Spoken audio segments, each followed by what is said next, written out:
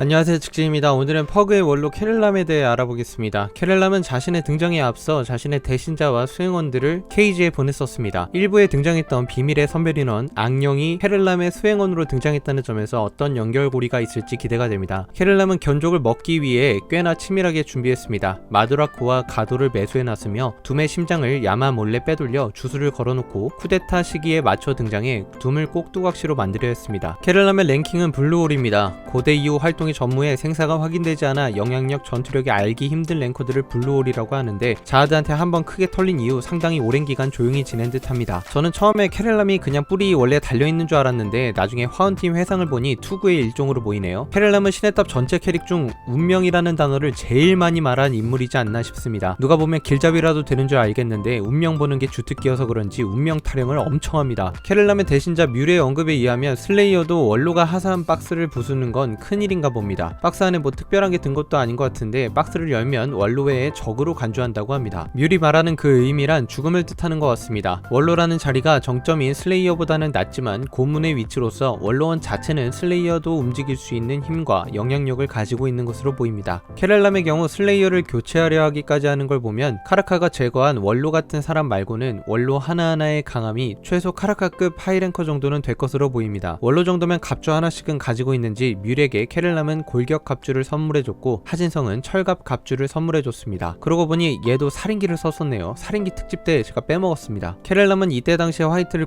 고평가했습니다. 하얀 시루떡이지만 식욕이 귀찮다고 표현했죠. 물론 이때의 화이트는 캐렐람이 조금 힘을 쓴다면 제압할 수 있을 정도의 급이라고 생각합니다. 캐렐람과 같이 다니는 소호는 길잡이 파트너인지 굉장히 친한가 봅니다. 캐렐람을 캐렐름으로 부르네요. 사실 오타 같긴 합니다. 뭔가 이름에 대한 떡밥이 있을지도 모르죠. 캐렐람이 슬레이어를 바꾸는 건 퍼그 내에서 이게 가능한가 싶을 정도의 큰일이라고 합니다. 카라카도 원로에게 그런 자격이 없다고 생각하는데요. 만약 캐렐람의 계획대로 진행되었어도 퍼그 내에서 논란이 많았을 것으로 보입니다. 물론 캐렐람의 짬밥이 워낙 오래된지라 직접적으로 뭐라 할 만한 인물들이 많을 것 같진 않습니다. 캐렐람은 야마를 보고 그의 강함을 인정합니다. 하지만 자신은 야마에게 지지 않을 거라고 확신합니다. 캐렐람이 에반켈의 고대종 창 공격에 몸이 뚫립니다. 하이랭커 정도 되면 이 정도의 관통은 어느 정도 시간을 주면 회복할 수 있는 듯 합니다. 야마의 공격을 막을 시간 벌기용 스킬도 사용할 수 있는 걸 보면 이런 잔재주가 많아서 자하드의 공격태도 살아남은 게 아닐까 싶습니다. 에반켈이 등장했음에도 캐렐람이 쫄지 않고 2대1 싸움을 강행했다는 점도 캐렐람의 강함을 증명하는데요. 에반켈은 모르겠지만 야마보다는 캐렐람이 오래 살았고 험난한 전쟁 시대를 경험한 세대인지라 전투에 있어 자신감이 있는 모습입니다. 캐렐람의 고대종은 물소랑 비슷하게 생겼습니다. 덩치는 불길이랑도 비슷해 보이는데 되새김질을 했는지 나무 줄기를 뱉어냅니다. 보통 에반켈은 고대종의 힘과 자신의 본래의 힘이 비슷해 합동 공격을 주로 하는데 캐렐람의 경우 고대종은 혼자 케이지를 공격하게 냅두고 자신은 야마랑 1대1을 하는 등 분리전투가 가능하게 묘사됩니다. 에반켈의 언급으로 인해 캐렐람 또한 물소 고대종 풀개방이 아니라는 점을 알 수 있었습니다. 랭킹 2위 엘류가 관리자를 상대할 때 9,000개의 방을 사용했다면 캐렐람은 1000살의 빛으로 대략 1000개의 방을 소환합니다. 이 1000살의 빛이 1000개인지 화살 하나하나가 방으로 볼 수 있는 건지는 확실하지 않으나 대략적으로만 살펴봐도 방이 수백 개는 되어 보입니다. 평균 레벨의 하이랭커들이 최소 30, 최대 50방을 다룰 수 있다고 한다는 말을 보면 저 화살 공격들 하나하나를 방으로 볼 수 없을지도 모르겠습니다. 캐렐람은 평균 레벨은 아니지만 말이죠. 자신의 공격보다 더 강한 공격을 야마가 쏟아내자 1세대 슬레이어들과 야마를 비교합니다. 1세대 슬레이어들의 실력도 알고 있다는 듯이 짬밥을 먹은 티를 내주는 헬라미 형입니다. 야마는 몰라도 카라카는 진짜 죽일 수 있을 정도의 힘을 가진 헬라미 형입니다. 물론 카라카는 주술 때문에 죽진 않겠지만 말이죠. 이때 당시만 해도 캐렐람이 자신들의 동료들이 왜 잠들어 있는 채로 남아있길 바랬는지 이해 안 됐지만 둥지 전투가 진행되는 상황을 보니 헬라미 형이 지키고자 한 평화도 약간은 이해되는 듯합니다. 이어 둠의 주술이 풀렸고 밤이 자신이 본 운명을 다 파괴한다는 운명 파괴자인 사실을 알게 된 캐렐람은 고대종의 창에 허판을 안 뚫렸는지 허파부터 쓰는 숨이 난다고 합니다. 캐렐람은 도원을 굉장히 강력한 여전사로 평가했습니다. 차의 경우 더 위험도가 있기에 직접 전장으로 함께 이동했는데 위험도의 해석은 두 가지 정도로 가능할 것 같습니다. 첫 번째는 차의 봉인이 풀리면 기존에 가지고 있던 반자하드군의 행동대로 자하드군과 싸워 평화 공존의 성벽이 박살날 것이라는 것. 두 번째는 군단이 움직이기 때문에 차의 봉인이 풀리면 자아두군에 협력하지 않고 싸울 것이고 군단장과 군단의 랭커들에게 차가 죽을 것을 막기 위함 정도가 아닐까 싶습니다. 케렐람은 야스라차 전장에서 아무것도 하지 않아버립니다. 자아드의 운명이 개입했는지 자신보다 상위의 운명 컨트롤러의 개입에 맹인이 되어 아무것도 하지 못합니다. 이것을 보면 케렐람이 둥지 전투에서 케이지만 옮겨주고 전장에 투입되지 않는 게 오히려 도움이 될 것 같다는 생각도 듭니다. 둥지 전장도 자아드의 운명이 개입되어 있다면